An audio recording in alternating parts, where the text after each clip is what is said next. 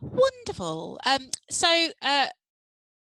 Thank you very much for inviting me to speak. My role at the Museums Association primarily is around workforce. Before I worked at the MA, I worked at Historic Environment Scotland, National Trust of Scotland, National Museums Scotland, where I led on both changes to recruitment and competencies, and also equality, diversity and inclusion. And before that, I was at the Science Museum Group. So yeah, a sort of a mixed bag really in terms of experience. What I hope to cover in the time we have is a lot of stuff actually. So I'm going to talk around all of these different aspects. The last point, as I said, sort of says discussion, questions and answers. And very much from my perspective is I don't have all of them. My philosophy around learning is that if we all share, we all learn. So hopefully this space is conducive for that. I was really encouraged by people's reference, so thank you very much to Character Matters. That was a particular piece of research that was undertaken in 2016. It was a commissioned research and a collaboration with Arts Council England, as well as the other UK nations. And that was a real first for workforce research into museums. Usually it had been either England or Scotland, etc. So that was really, really powerful that it was UK-wide. In addition, what for me was powerful around that was that the idea was to look at inclusion, but also future-proofing the sector.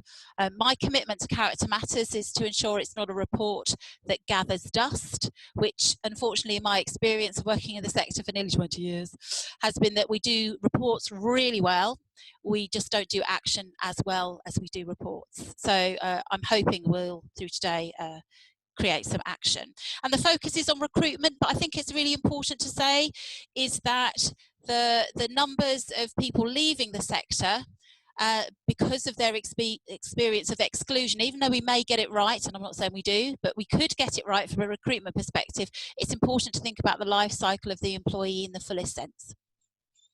So, in terms of why I think this is great, apart from being human, and you can all read, is that I try to apply equality, diversity and inclusion in my professional practice. As I've said, I don't necessarily think I am an expert, but I do think I apply it. And I would suggest if we all did a tiny bit, then actually that would make a significant difference. So really tiny things that I've put into place since being at the Museums Association is that before anyone comes to interview, I take photographs of the meeting space and of our front door, so they know what to expect when they arrive. So those individuals that may not disclose generalized anxiety, or for those individuals that don't have necessarily clinical diagnosis of anxiety, still may find the recruitment and selection process anxiety fueled. So what can I do to remove some of that ambiguity and uncertainty? Do you know, a really easy thing for me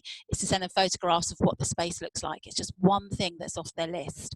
So I do believe we can all make a tiny change that actually has a big impact at an individual level, and it's about all of those collective impacts.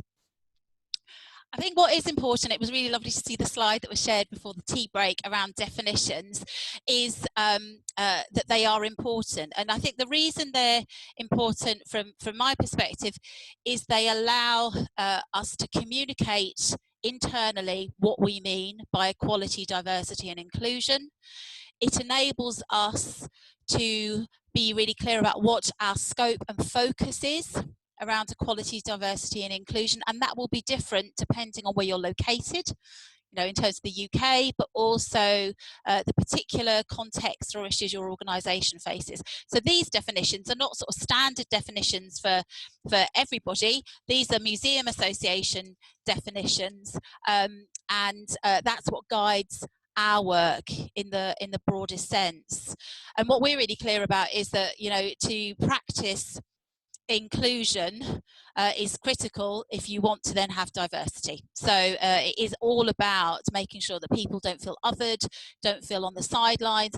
And I think, you know, even in the most innocuous ways, we sometimes do that. So I remember when I went to the first Museums Association conference in 2011, and it was sort of a bit like a love fest. And the reason I say that is everybody knew everybody. I was new to the sector, and just from that point I felt as if I was on the outside, never mind from a whole range of other protected or other characteristics. So I'm not saying we shouldn't be excited when we see people that we've worked with in the past or haven't seen for a whole year, but I think we need to think about how people view all of our interactions, I suppose in a broader way. I think from a driving perspective, not driving, but drivers' perspective, it's also helpful to think about why organisations are embracing the concept of equality, diversity and inclusion. I'm not going to be judgy here because different organisations approach this from different ways. And the reason it's important to appreciate that there may be a legal compliance focus, it could be around a funding compliance if you're an MPO. Obviously, from the Museums Association, there's an ethical and moral standpoint. And this is quite interesting because often that's where this is often where the whole debate starts, from a social justice perspective. But, you know, research, this is a tiny excerpt from a piece of research undertaken by McKinsey in 2018 about the financial benefits around equality, diversity and inclusion. So there are multiple drivers. Those drivers speak to different people with different volumes. And in terms of influencing those governance structures that you guys talked about that may or may not accelerate the acceptance of EDI work, is using the argument that is going to be most powerful. No, so my argument always is from a human perspective, an ethical perspective, but actually that's sometimes not helpful if I think everybody only thinks around EDI from that perspective. I may need to change and vary my view if I'm trying to influence or negotiate. So I think that's an important part around drivers for change. And that will inform your inclusion profile. So I have worked in an organisation that their mantra to me, when every time I talked about equality, diversity and inclusion, they said, Tamsin, we're looking for a Mini, not a Mercedes. So their particular value statement was that this is about minimal compliance, Tamsin. We just have to do enough so we're not sued. Now, that might be one particular approach. It didn't sit well with me, but you know, it's still better than what was in beforehand. But understanding the drivers in your organisation, or the leaders within your organisation, or the leaders within your council, if you're a local authority, around this factor of change, also helps you think about what you feel or what you define as inclusion. So from a Museums Association perspective, we're very, very conscious that when we're talking about inclusion and diversity, we are talking not only around the 9 protected characteristics as defined by the Equality Act, that should say 2010, I'm getting ahead of myself, but also whilst there isn't provision as a protected characteristics around socioeconomic status and class, and they are different things, we also embrace the concept of urban and rural, extroversion, introversion, contract status, hierarchy, job families. So all of those intricacies, we would hope that in what we do, we are cognizant of and build into our design process. Do we get it right all the time? No, we don't. Do we learn from our mistakes? I hope we do. So that's a really important thing about thinking about what inclusion means for you and defining what that means, or even identifying what the priorities are. You know, so you might say, do you know what? Legally protected characteristics, actually the focus we're going to be looking at for the next 12 months is we're going to look at socioeconomic, and the next 12 months is going to be something else. Anything that enables you to affect change is helpful. From a Museums Association perspective, you know, we have, and those are links in there, and I'll send you the slides, but you know, our 2013 statement about museums change lives was all around the role the museums had in terms of communities and realising potential, and that is also for the working lives of people in those communities. I don't know if any of you are ex-Transformers, but Transformers programme, which was launched in 2014 to essentially about 17, 18, was all around identifying and supporting people to affect change, be radical change makers, and a really consistent theme through all of that was the concept of diversity and inclusion. And I'm not going to talk through all the other things, but suffice to say, our commitment is strong and continuing. And and as part of my role, I've already given you an idea about my inclusion action plan for workforce, is sometimes around the tiniest things. It could be about changing language. It could be about those photographs that I've highlighted. A really interesting one was we have a benevolent fund. So we have a fund where members can apply for money to support either professional development or hardship in general. And the form that people had to complete up until April of last year was really, really detailed.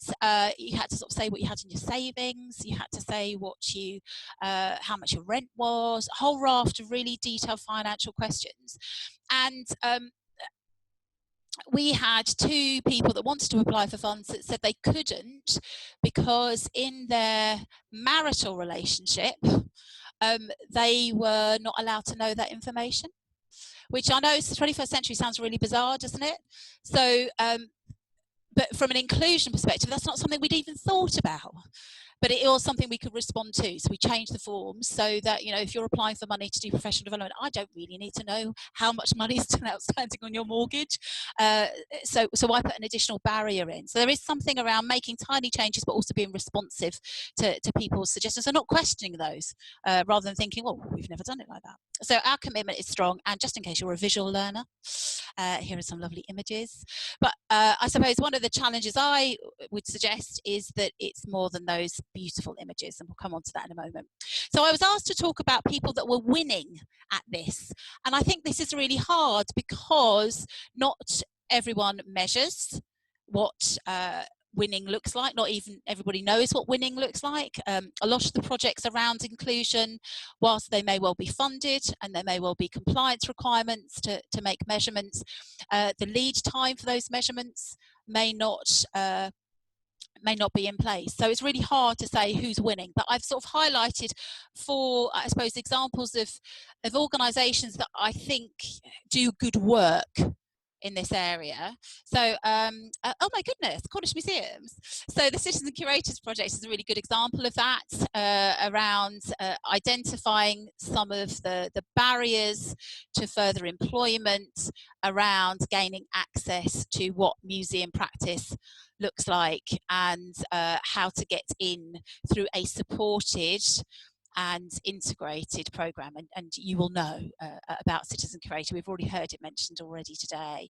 So I think this is a really good practice, and for me, that sort of longitudinal research around what this means in terms of how it's affected change and the decisions that people make in terms of either progressing within the sector or staying within the sector.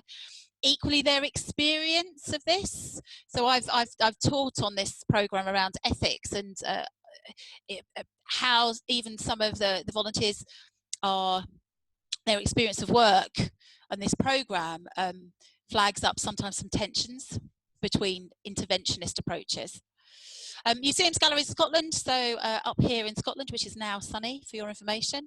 So they're Arts Council England's equivalent. They got funding from Heritage Lottery Fund, as was, for a Skills for the Future programme. They've done 4 of them, 4 cohorts, all looking at addressing different aspects of inclusion.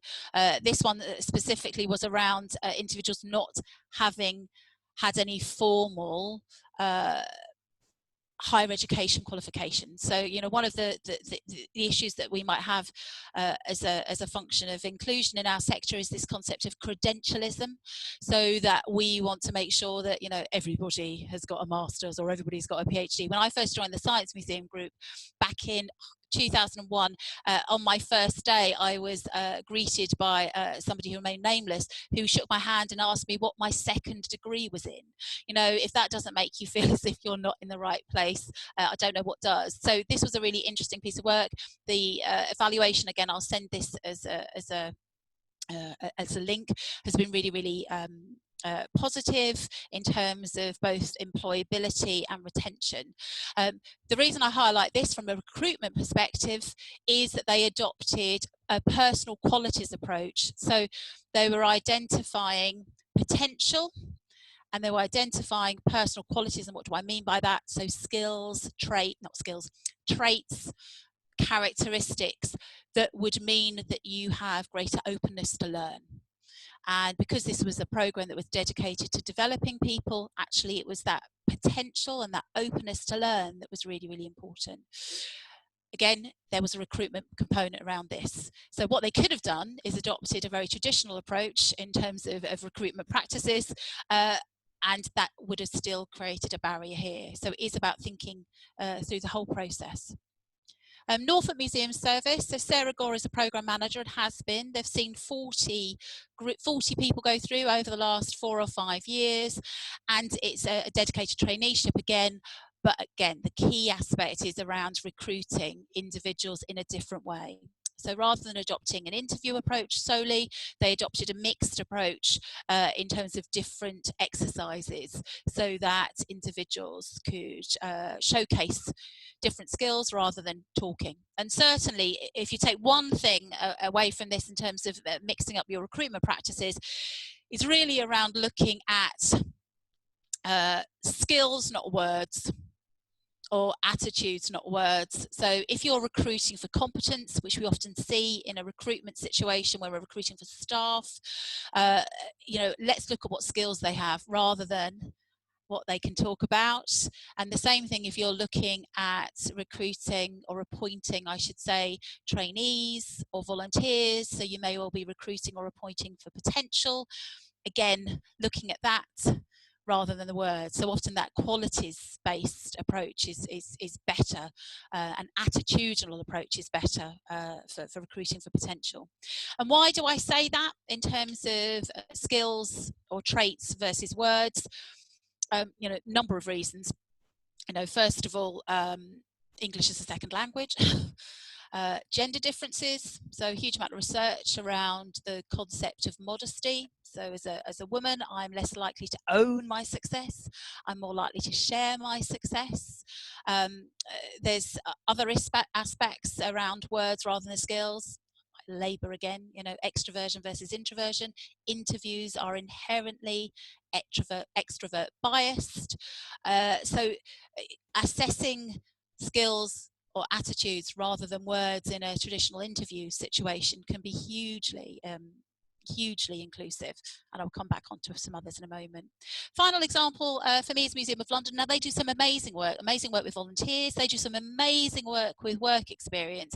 So they run a work experience week and section and events, and really how would I describe it? Equal. So lots of organisations, when they're looking at volunteer opportunities, they sort of come from the HR School of Volunteering, which is my background really, which says there has to be a role and we're going to advertise it and we're going to appoint to it. Whereas the Museum of London say, we have a variety of roles, but actually what we want to do is make sure we meet your needs. So it's far more equal. There's a much greater parity in the relationship, and automatically, as soon as there's a sharing of power, you will get a much more inclusive experience. So those are just sort of 4 organisations. So can I say they're winning? I can't necessarily, because we don't have the data. Am I encouraged by their commitment and their methodology? Absolutely. Would I like to see more organisations approach this in a similar way? Completely. Next slide. I should say I can't see any of you at the moment, so if you're all asleep, I really apologise. So I think our challenge, though, as a sector is that it needs to be more than research. I mean, I love research. Give me baseline data anytime. But if we're only ever measuring lack of progress, it sort of seems to be a little bit of an issue for me. I think it's more than a report as well. I think it's more than guidance. And whilst I would absolutely welcome really straightforward guidance that everybody could adhere to, that guidance is only as good as whether it's implemented. And absolutely, you know, the examples, apart from the Museum of London's HR strategy, are very interventionist in approach, i.e. they're ring-fenced, they're funded, they have a start point and an end point. That's going to be great. It's going to be probably more great for the people that are participants, and that still has value. You know, if one person can be employed, I'm a happy bunny. For the sector and for society as a whole, what is that reach? You know, and is it really changing practice? So with my sort of my Scottish Equalities Act head on, where we have very specific duties in addition to general duties, what I always challenge my conversations around is, what can we do as a policymaker, what can we do as an employer and as a service provider to mainstream all of this? Because at the moment, if everything, research reports, interventions and guidance are all seen as sort of piecemeal or ad hoc interventions, we're missing something. Next slide. You'll be pleased to know I've not got very much to go through. So how can we help? I mean, I think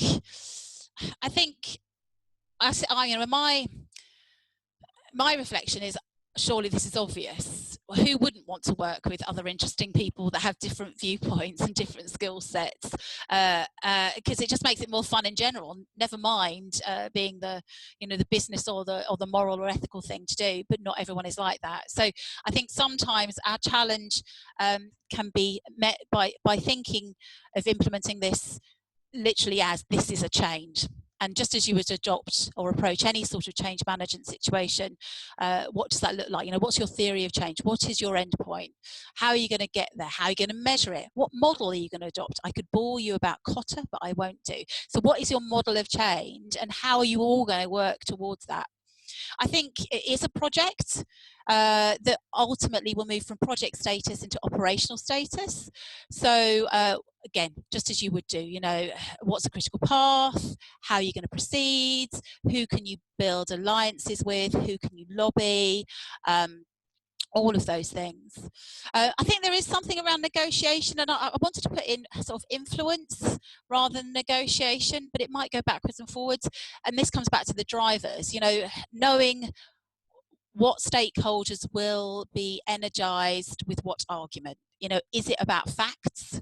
Is it about emotions? So I did a session about this, a meeting in Scotland yesterday, and we were talking about the impact of Black Lives Matter and how that, some organisations just don't think it's an issue in Scotland. Scotland is what, 96.8% white European in terms of their demographic. So the narrative is, there's not much we can do, it's not a problem here.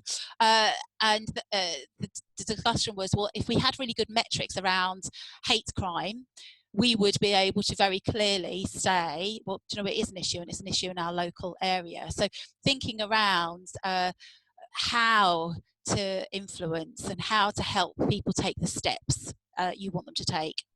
And then there is something around thinking of it as a marketing campaign. So images, words, slogans, all of those things that help people form an opinion, so that drip approach, or to be a behavioural anchor. The benefit of having a moniker for a particular project or programme means that people can talk about it. So in the Museums Association example would be Transformers. Transformers is a shortcut term that talks about radical change. So to understand what that might mean for your organisation may make you more successful. You will be pleased to know I've just got some very tactical stuff now. I hope this is the right slide. Yes. So I appreciate I've covered loads of ground, and I bet you're all glad that you're recording this, because I know I'm going at quite a pace. But let's talk about inclusive workforce, and let's talk about recruitment. So I think something that's really helpful for me when I think about inclusive workforce is to think about the difference between recruitment and selection. So recruitment is around attracting a field of candidates. So it's the starting point in a bigger process. Even before we start thinking about that recruitment side, looking at the whole of your recruitment and selection process, do you know whether there's any evidence of bottlenecks, etc., is really, really helpful. Other aspects that may well affect your ability to recruit is, and we've already heard this from Claire earlier, is around some of the language that we might see in job descriptions that's excluding or loaded. Sometimes even illegal in terms of length of experience that you might be able to ask for. So anything that could put people off, attracting that field of candidates. If I look at a job description and I think, oh my goodness, that job's not speaking to me, that's stopping your recruitment before I've even applied. Other things around job descriptions might be around the types of criteria, you know, essential, desirable. Really? Are they essential? You know, so I can't drive. I wanted to apply for a job that said driving was essential. I spoke to the person recruiting. No, it is essential. You can't apply. I didn't apply. Somebody else got recruited to do this job for 12 months. At the end of that 12 months, I said to them, how often did you drive for this job? Oh, I didn't. So there is something always around thinking about, is there anything that's going to stop your talent applying, and on what basis does that still exist? You know, have you created this job description in the image either of yourself or the image of the previous job incumbent? So I worked at the Science Museum Group, and somebody was recruiting an assistant curator, and they said they wanted a PhD, and I was like, well, why do you want a PhD? Oh, well, Gillen had a PhD. And I was like, yeah, but do you need a PhD to be an assistant curator? I don't think you do. So why are you creating an additional hurdle just because the last person had one? So are they still valid? Thinking about where you advertise, and thinking about, I suppose, different ways of doing it, casting your net widely, and also windows for advertising. So I know that when people advertise jobs, often it's really, it often happens at the worst time. So my approach always is I always do Wednesday to Wednesdays, so people have longer times in terms of weekends. I never understand this finishing at midnight, because why are you closing a job at midnight? You know, I'm not going to be up at midnight looking at all of these application forms. I'll be looking at it at 9 o'clock the next morning. So why have I got this arbitrary, my closing time stops at midnight? Why not say 8 o'clock? For those people, for whatever reason, need to have that time in advance. Why waste their time? Same as closing dates on a Friday. No one's going to be looking at it over the weekend. Why not give them another week? Anyway, I'm going to get off that rant. So thinking around how we make sure that people complete things, think about school holidays for those people that might be away, think about other religious festivals, etc. So when I worked again, this was at National Museum Scotland, we would always try not to recruit or run programmes on days where there would be religious festivals or holidays. So wherever possible, try to make them as inclusive as possible. So that's sort of the recruitment side. Then we move on to selection. So from a positive action perspective, so remember, positive discrimination is illegal, but positive action isn't. So that is about identifying an underrepresented group in your workforce profile, volunteers or employees, and then looking at ways and means of supporting their application process. And that could be around running dedicated orientation sessions. It could be about supporting completion of application forms. And I think, you know, when we were talking about digital exclusion and digital divide, you know, from a COVID-19 perspective, if I have somebody that would have wanted to have help completing an application form, and that may well have been a service that would have been provided by a job centre or a library, with closures of everything, has that then stopped me from applying? What does that mean for us as employers? Selection methods, I've already talked at length around skills, not words. So is there any bias there? You know, group exercises, there might be a bias. Something that's a really strong check when you're designing a selection event is something called face validity. And what do I mean by that? It's about making sure that what you ask people to do actually reflects the job that they do. So I'm not going to judge any organisations, but we have seen a shift where people have moved away from interviews only. Great stuff. But often what we then say is interviews and a presentation. You know, having a presentation is fantastic, as long as the requirement of your job is to give a presentation. There is no point getting someone to do a presentation where their requirements to present are not there. So there is something about making sure you choose good selection methods, that there is good face validity, and you're flexible. Trained assessors, absolutely important. You know, if we run manual handling training so that you don't hurt yourself when you lift a box of photocopier paper, why wouldn't we for this? You know, I refused, at National Museum Scotland, you were not allowed to assess, even as an external assessor, unless you'd had training and coaching, because the impact you could reap, or the downside you could reap by not doing things within legislation or within due process was significant, you know, essentially affecting somebody's future and their work and their life. Really easy thing to do, but I know not everyone has a huge budget, is identifying paying expenses to attend selection events or adopting more digital approaches. So one of the things that we've adopted at the Museums Association is digital reviews.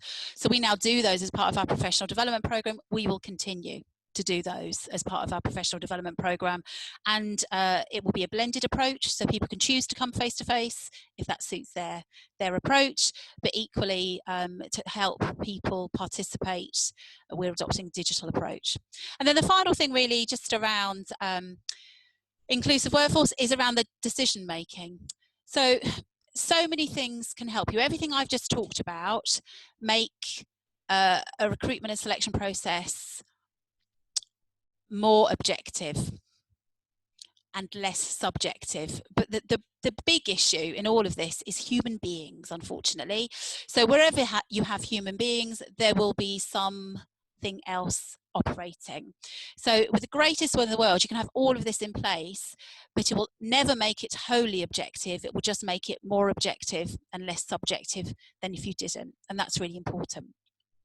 Just really want to pick up on a couple more things, and this reflects the governance approach that you guys have talked about, because one of my not frustrations, but one of the things I often think about is, you know, we have a now really professional group of people working in museums that know what current practice is, are working beyond current practice, and then what we end up doing, often not always, is having a group of trustees that just aren't on the same page as all the museum professionals that are working in this 21st century kind of way. So there is something also about changing, I suppose, the culture of your organisation from the top, and that's often about recruiting a diverse board. So here's just some other things you might want to think about, and I've highlighted the things that are specific to boards. So the first thing is around, because you've already got a group of people, is to undertake a skills audit or matrix to ensure you know exactly what you need to recruit for. So rather than always recruiting for people that perhaps have got, you know, have worked in financial sectors, do you need somebody else that's worked in a financial sector? Maybe you need somebody that's worked in a different sector or has a different skill set. So identifying what skill set is a gap is really important, then communicating that accessibly. People will be attracted to come and work either for you or as a volunteer on your board, often about how they see themselves represented. So again, it almost as a pre-part, how can you change the way in which people see themselves? I think sometimes things that put people off from applying, especially if they've got caring responsibilities, and that's not just sort of from a gender perspective, but it's about not knowing how much time is applied. So I often see board posts and it says you'll have to dedicate 12 days a year, and I'm like, well, I can't possibly dedicate 12 days a year. That's not going to happen. But actually, is that a reality amount of dedication, or is that just, again, what we've always done? Or, you know, I think there's something about being really clear about what the actual requirement is, rather than roughly what the requirement is, because that roughness might put people off. We've already talked about paying expenses to come to interview. I think this is broadened even more when it comes to boards. And maybe what we should be thinking around is when these things happen, a provision of other expenses, you know, the use of digital, all of these things enable boards to be more inclusive. And again, actually about how well they're managed and what the input is. We've talked around, I'm just going through the use of digital technology. I've already done that. And I mean, it says finally, but also at firstly. That's new language for everybody. Ask people what they want. You know, the people that are going to know most around what you can do to help them are going to be the people themselves. So rather than me trying to second guess what it is I could be doing for inclusivity, or what I could be doing to support Black Lives Matters in the cultural sector, for example, why don't I ask the people that know best? There are huge amounts of reports. This is the McKinsey report 2018. They've identified 8 different areas that you should think about. Again, it's not that I don't think reports are helpful. I think they certainly inform my practice. They get me to think about things differently. I'm ultra critical as well, so they do stretch me. But again, does it stop? Does it stop action? So, in summary, and again, it was nice to see that this phrase was highlighted earlier. No one size fits all. I think we need to acknowledge that. Local context is key. So I work in Scotland, and I remember often, you know, just from the demographic perspective, the national profile, what does that mean in terms of diversity for me? And you may well have similar reflections in terms of being in Cornwall. I've said inclusion by numbers and by dot to dots. I'm spending too much time with my children, but you know, there is really clear guidance out there. It's not, I mean, it really isn't rocket science. You just have to start working your way through the different numbers, but also understanding the interaction between them. So you might change something over here, but you're going to be far more successful if you join that dot up to over here and you change both of them at the same time. I think there is a decision to be made around revolution or incremental change. And again, that very much depends on your governance structure. It very much depends on your existing workforce and also your own leadership style, and also the amount of money you've got, the capacity you have. All of those things affect the approach that you might take. And then I think the final reflection is just about sharing and learning. You know, that's my philosophy all the way through, is if we don't share what's worked and what hasn't worked, often what hasn't worked, you know, we're quite good at going to conferences and talking about what has worked, but what hasn't worked really enables us to build our practice. So I am just a tiny bit over, but I did start a tiny bit late. I think that brings me to the end of my presentation.